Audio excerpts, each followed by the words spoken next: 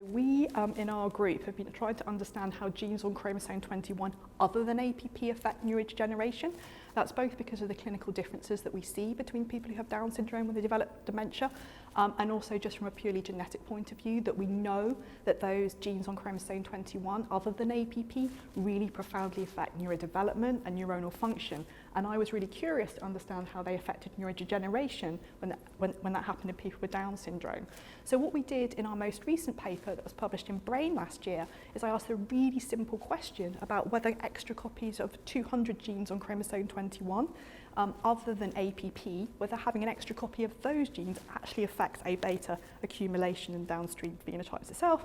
And what we found quite surprisingly was that actually there's a gene or genes within that 200 genes on chromosome 21 that actually promotes A-beta deposition.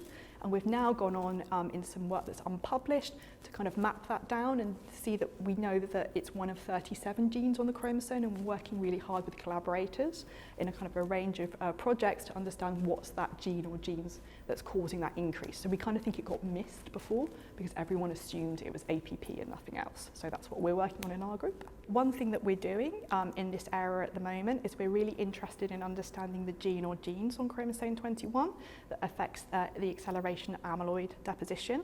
I've also got new projects trying to understand how genes on chromosome 21 affect inflammation and why that's different in people who have Down syndrome.